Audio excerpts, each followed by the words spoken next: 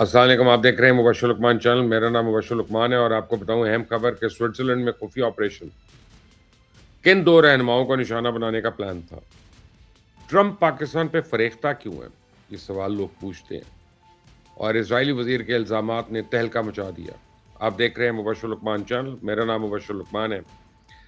دیکھیں، سی آئی اے کے ایک سابق اہلکار کے سنسنی خیز انکشافات نے پورے مڈل ایسٹ کو ہلا کر رکھ دیا. لیری جانسن کا یہ تہلکہ خیز دعویٰ کہ اس وقت بین الاقوامی سیاسی حلقوں میں خبر کی صورت میں گردش کر رہا ہے. لیری جانسن کے مطابق سوئٹزرلینڈ میں متوقع ایک اہم سفارتی تقریب کو صرف اس لیے ملتوی کیا گیا کیونکہ ایران کے اعلیٰ عہدیداروں کو ممکنہ سیکیورٹی خطرات لاحق تھے، اور دعویٰ یہ ہے کہ اسرائیل ایران کے وزیر خارجہ عباس اراغچی اور ایرانی پارلیمنٹ کے اسپیکر باقر کالیباف کو نشانہ بنانے کا منصوبہ بنا رہا تھا. پہلے میں آپ کو لیری جانسن کی گفتگو سنواتا ہوں، پھر آپ دیکھیں، سنیں ذرا. They picked up intelligence that Israel is going to try to assassinate Ghalibaf and Arachi. So when China learned of that, and with Pakistan, they put Israel on notice. سنا آپ نے، اسرائیل اپنے مذموم مقاصد کی تکمیل کے لیے کس حد تک گر سکتا ہے. اب سوال یہ کہ دونوں شخصیات اتنی کیوں اہم ہیں. تو میں آپ کو بتاؤں کہ عباس اراغچی اس وقت ایرانی سفارتکاری کا وہ سب سے اہم چہرہ ہے جس کی دنیا عزت کر رہی ہے. جوہری مذاکرات ہوں، امریکہ کے ساتھ بالواسطہ رابطے ہوں، یا یورپین ممالک کے ساتھ سفارتی معاملات ہوں، ہر جگہ اراغچی جو ہے مرکزی کردار میں آپ کو نظر آئیں گے. اب دوسری جانب محمد باقر کالیباف جو ہے ایران کے طاقتور سیاسی اور سیکیورٹی حلقوں سے تعلق رکھنے والی شخصیت ہے، اور اگر کسی ایک وقت میں خدا نخواستہ یہ دونوں شخصیات نشانہ بنتی تو ایران کی سیاسی قیادت کو انتہائی شدید دھچکا پہنچ سکتا تھا.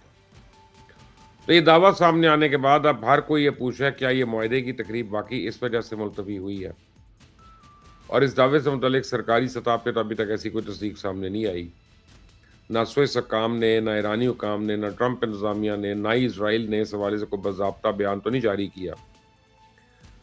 لیکن اگر لیری جانسن کا دعویٰ درست مان لیا جائے تو پھر یہ صرف ایک سیکیورٹی خطرہ نہیں بلکہ ایک ممکنہ بین الاقوامی بحران تھا.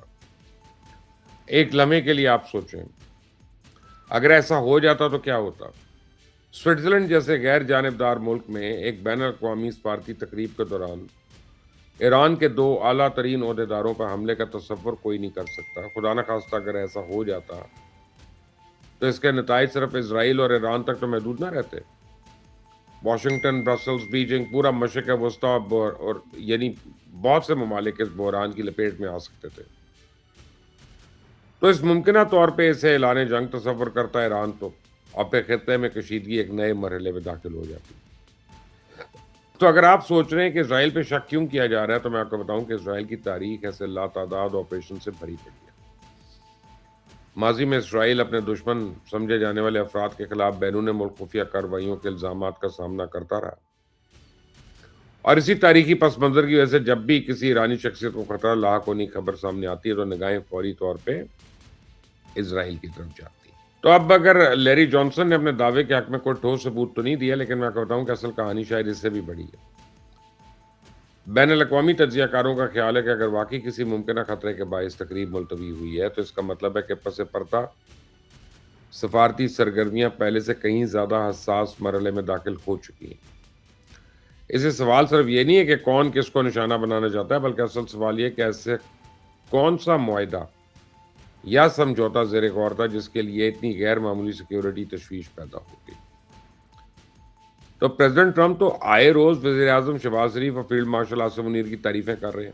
کل بھی اپنے ایک انٹرویو میں انہوں نے انکشاف کیا کہ ان دونوں کے درمیان انڈرسٹینڈنگ ہے، اور پریزیڈنٹ ٹرمپ کی ان تعریفوں نے نہ صرف پاکستان میں بلکہ کئی ممالک میں ایک بھونچال کھڑا رکھا ہے. اسرائیل نے تو کھل کر الزام عائد کیا ہے کہ ترکی، قطر اور Pakistan American president Donald Trump پہ حد سے زیادہ اثر انداز ہو رہے ہیں. میں آپ کو نیتن یاہو کی کابینہ کے منسٹر کی گفتگو سنواتا ہوں تو یہاں تک کہہ رہا ہے کہ پریزیڈنٹ ٹرمپ کو پیسوں کے زور پہ گمراہ کیا جا رہا ہے. سنیں ذرا. אותנו מתחת הגלגלים.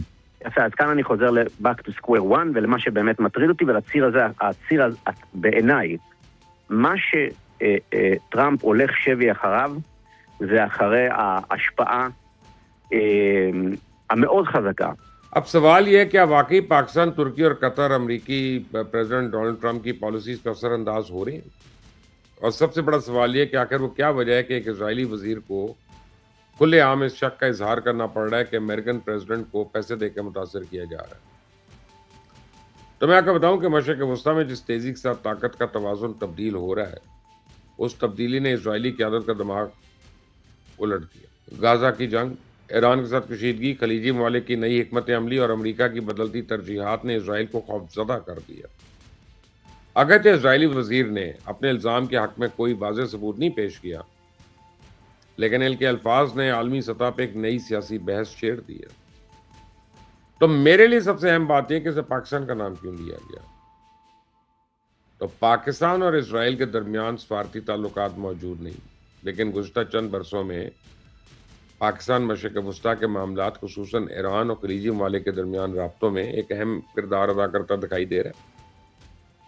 اور پاکستان کی جغرافیائی اہمیت، اس کا ایٹمی طاقت ہونا اور مسلم دنیا میں اس کا اثر و رسوخ اسرائیلی لابی کے لیے پریشانی کا باعث ہے۔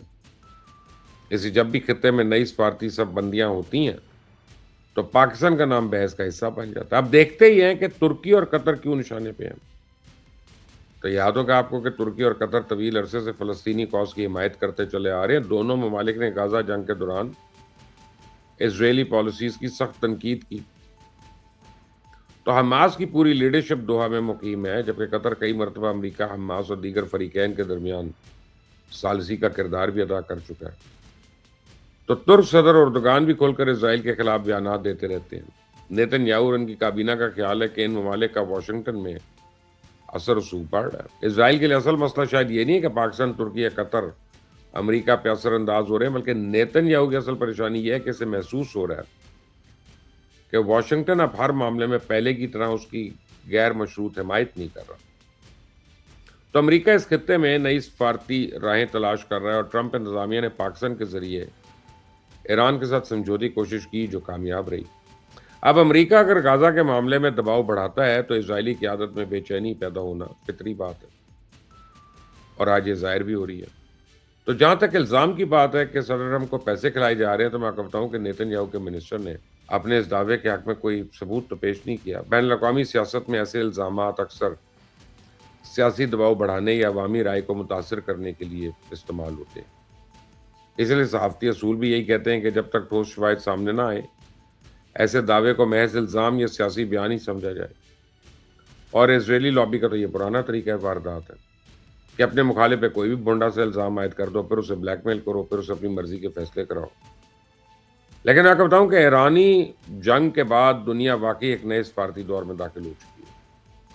پاکستان، ترکی اور قطر کی آواز پہلے سے بہت زیادہ طاقتور ہو چکی ہے، اور اس کا سب سے بڑا ثبوت اسرائیل کی بڑھتی ہوئی سفارتی بے چینی ہے، جس کا اظہار اسرائیلی وزیر نے پریزیڈنٹ ٹرمپ پر الزام عائد کر کے کر دیا۔ اس حوالے سے آپ کی کیا رائے ہے؟ کیا یہ الزام حقیقت میں مبنی ہے یا محض سیاسی پروپیگنڈا ہے؟ مجھے ضرور بتائیے گا کامنٹس میں۔ اس چینل کو سبسکرائب کریں، بیل آئیکن کو پریس کریں۔ انٹل دی نیکسٹ ٹائم، اللہ حافظ۔